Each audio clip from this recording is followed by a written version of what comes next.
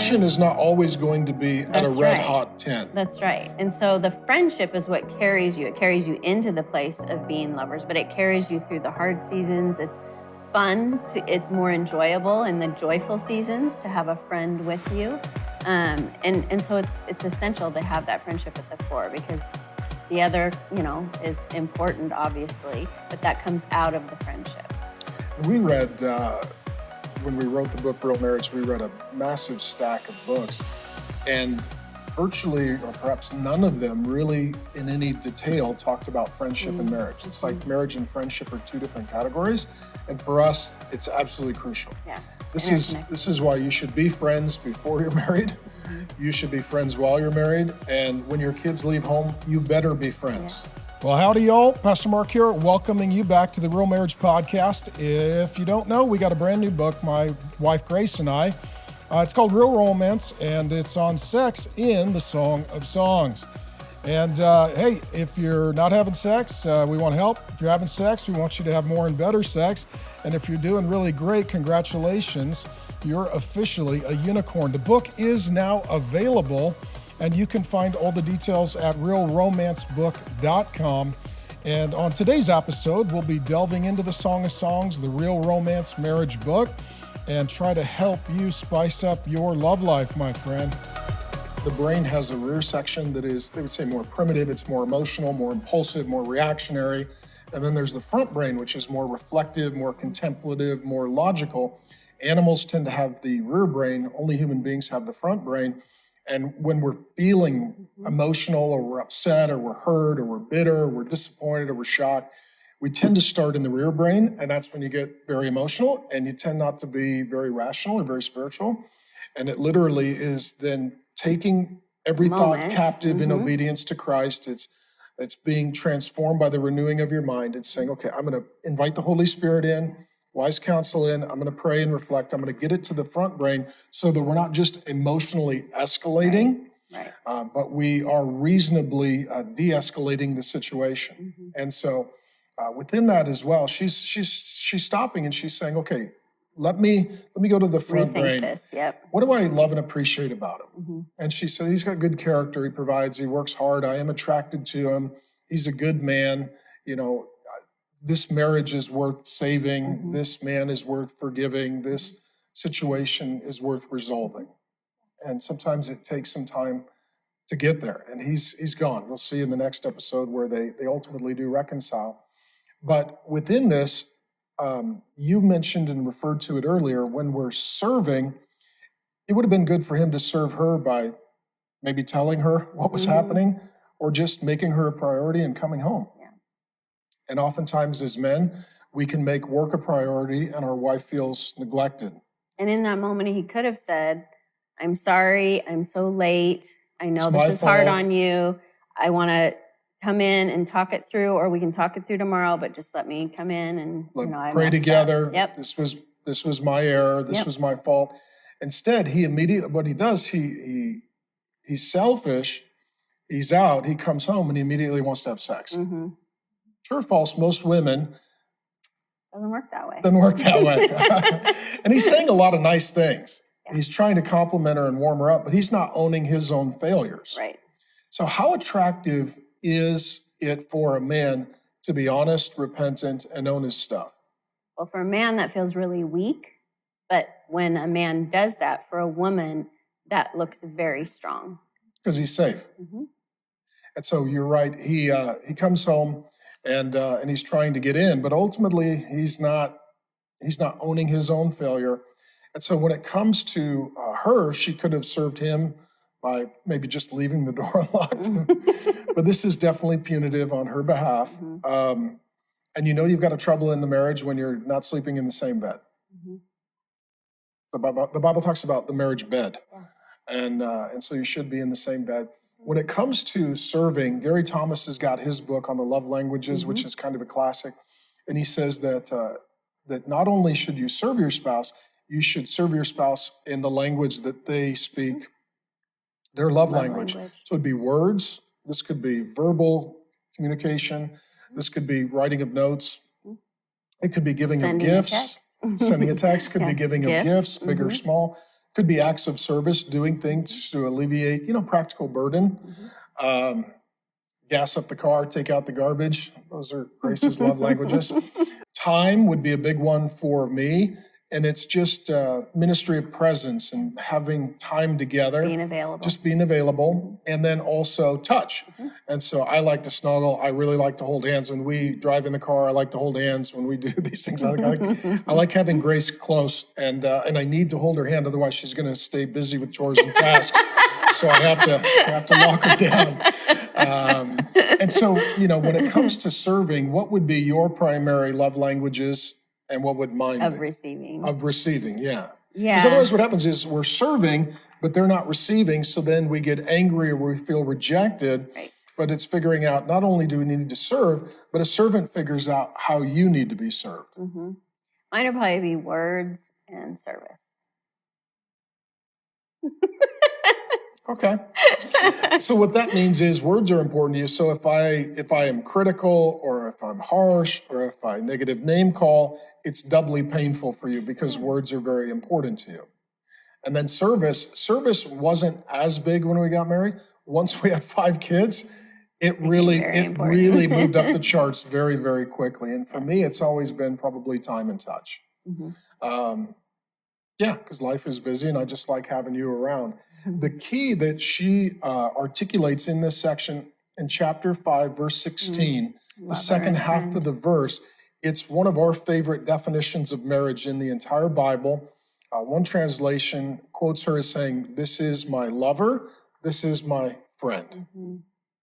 And so for us, we see this as the unique category of marriage.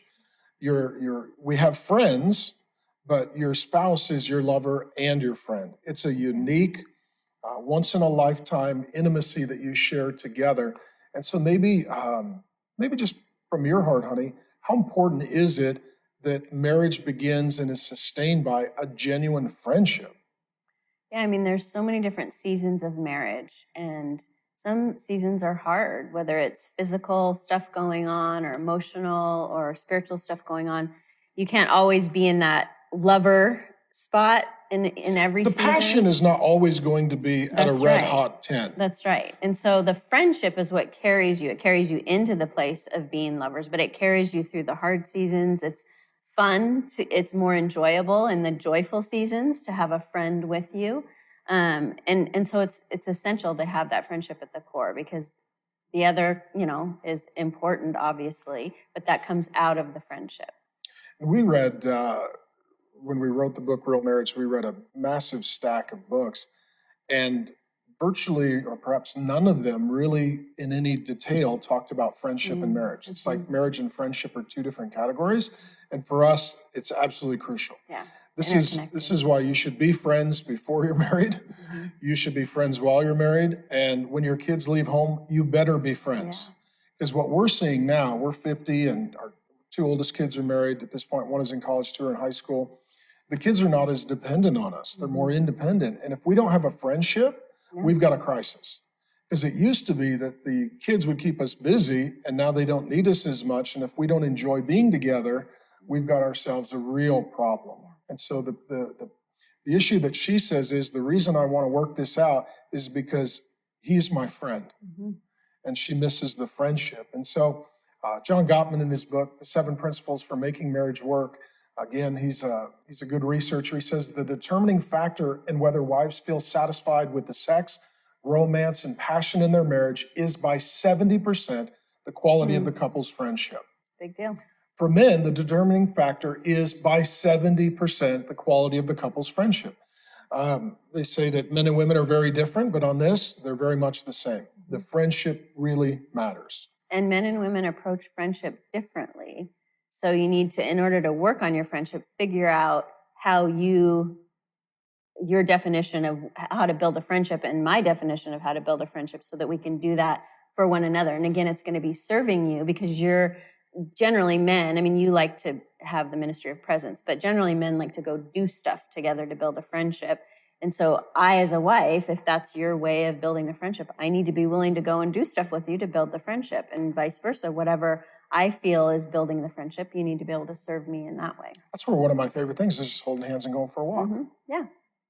And I like that too, so that Yeah, works out. And in that issue of friendship, there was a pivotal moment in our marriage. I can remember it. We were upstairs. We had a little nook off of our bedroom where we would sit and watch a movie or visit or whatever. It was sacred space. Kids weren't generally allowed in there.